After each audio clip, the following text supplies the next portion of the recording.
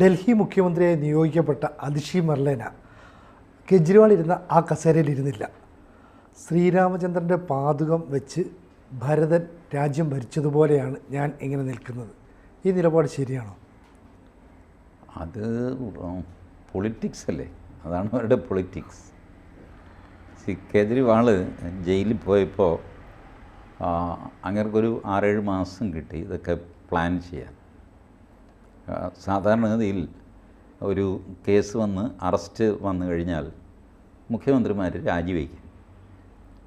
കേജ്രിവാളിനേക്കാൾ എത്രയോ സാമർഥ്യമുള്ള ആളായിരുന്നു ലാലു പ്രസാദ് യാദവ്. അദ്ദേഹം രാജിവെച്ചു. സ്വന്തം ഭാര്യ റാബ്രി ദേവിയെ മുഖ്യമന്ത്രിയാക്കി. ജയലളിത രാജിവെച്ചു. ഒ പന്നീർസെൽവം മുഖ്യമന്ത്രിയായി. പന്നീർസെൽവവും അന്ന് കണ്ണീരോടെ പറഞ്ഞു, ഞാൻ വെറുമൊരു ടൂൾ മാത്രമാണ്, അമ്മയാണ് യഥാർത്ഥ മുഖ്യമന്ത്രി എന്നൊക്കെ പറഞ്ഞു. കേജ്രിവാൾ രാജിവെച്ചില്ല. അത്തരം ധാർമ്മികത അല്ല. ഭരണഘടനയിൽ ഏത് വകുപ്പനുസരിച്ചാണ് ഞാൻ രാജിവെക്കേണ്ടതെന്ന് ചോദിച്ചു. അതിനാർക്കും മറുപടിയില്ല. സത്യവുമാണ്, നിയമപരമായിട്ട് രാജിവെക്കേണ്ട കാര്യമൊന്നുമില്ല. രാജിവെച്ചില്ല.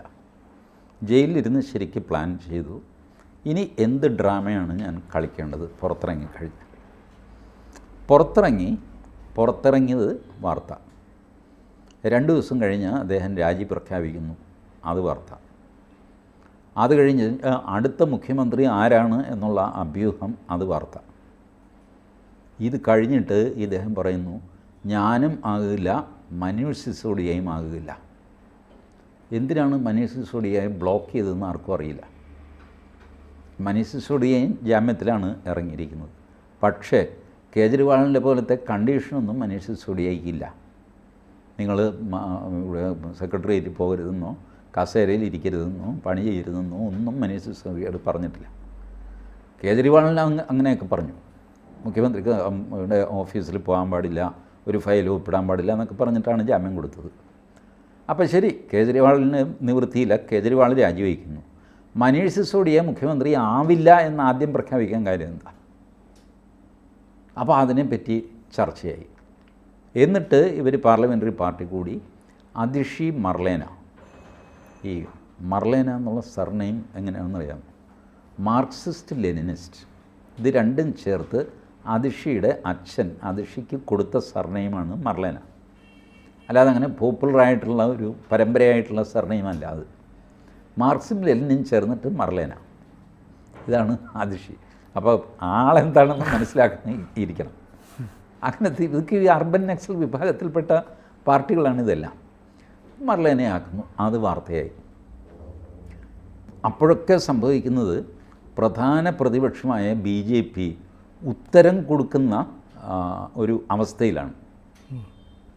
വാർത്ത ഉണ്ടാക്കുന്നത് ആം ആദ്മി പാർട്ടി.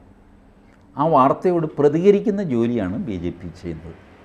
വാസ്തവത്തിൽ അജണ്ട സെറ്റ് ചെയ്യുന്നത് ആം ആദ്മി പാർട്ടി, പ്രതികരണം മാത്രമാണ് BJPയുടെ. ഇപ്പോഴും അങ്ങനെയാണ് സംഭവിക്കുന്നത്.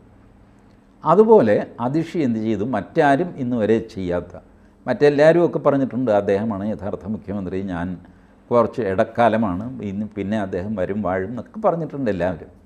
ബട്ട് ഈ കസേരകളി നടത്തിയിട്ടില്ല. ഇവർ അതും കൂടെ ചെയ്തു. ഒരു കസേര, കേജ്രിവാൾ ഇരുന്നിരുന്നു എന്ന് വിശ്വസിക്കപ്പെടുന്ന കസേര. കാരണം കേജ്രിവാളിനെ ആ കസേരയിലിരുന്ന് ആരും കണ്ടിട്ടില്ല. കേജ്രിവാളിൻ്റെ മുറിയിൽ TV-കാർക്ക് പ്രവേശനം ഉണ്ടായിരുന്നില്ല. അദ്ദേഹത്തിൻ്റെ ക്യാമ്പ് ഓഫീസിൽ പ്രവേശനം ഉണ്ടായിരുന്നു, മുഖ്യമന്ത്രിയുടെ ഓഫീസിൽ പ്രവേശനം ഉണ്ടായിരുന്നില്ല. രണ്ടും മുഖ്യമന്ത്രിയുടെ തന്നെ ഓഫീസാണ്. ക്യാമ്പ് ഓഫീസും അദ്ദേഹത്തിൻ്റെ തന്നെ ഓഫീസാണ്. ക്യാമ്പ് ഓഫീസിൽ പ്രവേശനം ഉണ്ടായിരുന്നു, ഇവിടെ പ്രവേശനം ഉണ്ടായിരുന്നില്ല. അത് പത്രക്കാർ വലിയ കാര്യമാക്കിയില്ല. എന്ന് വെച്ചാൽ കേജ്രിവാൾ ആൾ വലുതായി, ഇപ്പോൾ സെക്യൂരിറ്റി ഭണ്ഡാരം അത് ഇതൊക്കെയായി. അപ്പോൾ പിന്നെ അങ്ങനത്തെ ഒരു മുഖ്യമന്ത്രിയുടെ മുറിയിലേക്ക് ആരെയും കയറ്റിവിടാം എന്നൊക്കെയുള്ള സ്ഥിതി ശരിയല്ല. അതുകൊണ്ട് പൊതുജനങ്ങളും അവിടെ നിരോധിക്കപ്പെട്ടു, പത്രക്കാരും നിരോധിക്കപ്പെട്ടു. ഏതായാലും ആ കസേരയാണ് അതിഷി മർലേന മാറ്റിയിട്ടിരിക്കുന്നത്. എന്നിട്ട് അവരൊരു ചെറിയ സാധാരണ കസേരയിലിരുന്ന് ജോലി തുടങ്ങുന്നു. ഇതൊരു വാർത്തയായി, ഇപ്പോൾ ചർച്ചയായി, ഇവിടെ വരെ നമ്മൾ വരെ ചർച്ചയായി. അപ്പോൾ ഡൽഹിയിൽ എന്തുമാത്രം വലിയ ചർച്ച. ഇതിനോടൊക്കെ പ്രതികരിക്കുന്ന ജോലിയാണ് BJP ചെയ്തുകൊണ്ടിരിക്കുന്നത്.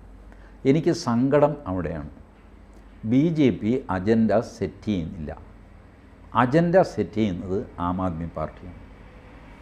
കേജ്രിവാൾ ഞാൻ അറിഞ്ഞിടത്തോളം ഉത്തരേന്ത്യൻ മാധ്യമങ്ങളൊക്കെ പറയുന്നത് ഓരോ ദിവസവും സൃഷ്ടിക്കേണ്ട വാർത്തകൾ എഴുതി തയ്യാറാക്കിയിട്ടുണ്ട് കേജ്രിവാളും കൂട്ടരും. ഓരോ ദിവസവും അവർ സൃഷ്ടിക്കും. കേജ്രിവാളിൻ്റെ പ്രസംഗം നോക്കിക്കോളൂ.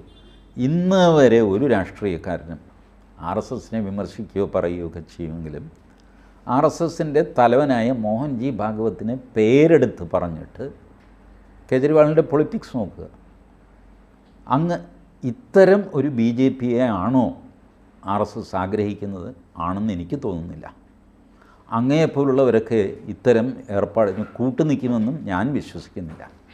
അങ്ങിതൊന്നും അറിയുന്നില്ലേ? അധാർമികമായിട്ടാണ് ഈ നരേന്ദ്രമോദി എന്നെ ഉപദ്രവിച്ചുകൊണ്ടിരിക്കുന്നത്. എനിക്ക് നേരെ ചാർത്തിയത് മുഴുവൻ കള്ള കേസുകളാണ്. എന്നെ ജയിലിലിട്ടു. ഞാൻ ഈ നാട്ടിലെ ഒരു പൗരനല്ലേ? അങ്ങയുടെ സംഘടന ധർമ്മത്തിൻ്റെ അടിത്തറയിൽ പടുത്തുയർത്തിയ സംഘടനയല്ലേ? ആ സംഘടനയിൽ നിന്ന് എനിക്ക് അനുകൂലമായൊരു ശബ്ദം വരണ്ടേ? അങ്ങ് മൗനം പാലിക്കുന്നത് എന്തുകൊണ്ടാണ്? ഈ രാജ്യത്ത് RSS ധർമ്മത്തിൻ്റെ കൂടെ നിന്നില്ലെങ്കിൽ പിന്നെ ഇനി ആരാ നിൽക്കാൻ പോകുന്നത്? ഇതാണ് കേജ്രിവാളിൻ്റെ politics. Look how he is attract and BJP has to react. BJPക്ക് ഒരു ലോക്കൽ നേതാവില്ല അരവിന്ദ് കേജ്രിവാളിനെതിരെ നിൽക്കാൻ. അരവിന്ദ് കേജ്രിവാളിനോട് പ്രതികരിക്കുന്നത് ആരാ? അമിത്ഷായും നരേന്ദ്രമോദിയും. ഡൽഹിയിലെ നേതാവ് എവിടെ? ഡൽഹിയിലൊരു നേതാവ് വേണ്ടേ? പിണറായി വിജയൻ എന്തെങ്കിലും പറഞ്ഞു കഴിഞ്ഞാൽ മറുപടി നരേന്ദ്രമോദി പറയാറുണ്ടോ? ഇല്ല, പറയാറില്ല. സ്റ്റാലിൻ എന്തെങ്കിലും പറഞ്ഞാൽ നരേന്ദ്രമോദി പറയില്ല, അമിത്ഷാ പറയില്ല. അതവിടെ അണ്ണാമലൈ പറയും, ഇവിടെ കെ സുരേന്ദ്രൻ പറയും. പക്ഷേ ഡൽഹിയിൽ അരവിന്ദ് കേജ്രിവാൾ എന്തെങ്കിലും പറഞ്ഞാൽ അതിന് ഉത്തരം കൊടുക്കുന്നത് JP നഡ്ഡ, അമിത്ഷാ, നരേന്ദ്രമോദി തുടങ്ങിയവരാണ്. ഡൽഹിയിലൊരു ലോക്കൽ നേതൃത്വം എത്ര കാലമായി? മദൻലാൽ ഖുറാന, സാഹിബ് സിംഗ് വർമ്മ, അവർക്ക് ശേഷം ഡൽഹിയിലൊരു ലോക്കൽ നേതാവ് ഉണ്ടായില്ല. ഉണ്ടാക്കാൻ BJPക്ക് സാധിച്ചില്ല. അതോ വേണ്ടാന്ന് വെച്ച് എന്താണെന്ന് എനിക്കറിയില്ല. അത് വലിയ ദോഷം ചെയ്യും. ഒരു ലോക്കൽ ലീഡറിന് നാഷണൽ ലീഡർഷിപ്പ് മറുപടി കൊടുത്തുകൊണ്ടിരിക്കുക എന്ന് പറയുന്നത്. അത് ശരിയാണ്. പക്ഷേ ഇവിടെ ശ്രീരാമചന്ദ്രനുമായിട്ടാണ് ഈ കെജ്രിവാളിനെ കമ്പയർ ചെയ്യുമല്ല. കേജ്രിവാൾ എന്തും ചെയ്യും. ഞാൻ പറയാം, കേജ്രിവാൾ ഈ ഇതിലേക്കൊക്കെ എടുത്ത് ചാടുന്നതിന് മുമ്പ് 2010 ഉള്ള അദ്ദേഹത്തിൻ്റെ പ്രസംഗങ്ങൾ യൂട്യൂബിലുണ്ട്. ആ പ്രസംഗങ്ങൾ കേട്ടാൽ ഒരു RSSകാരൻ പ്രസംഗിക്കുന്ന പോലെ ഇരിക്കും. അതുപോലെ ഇരിക്കും.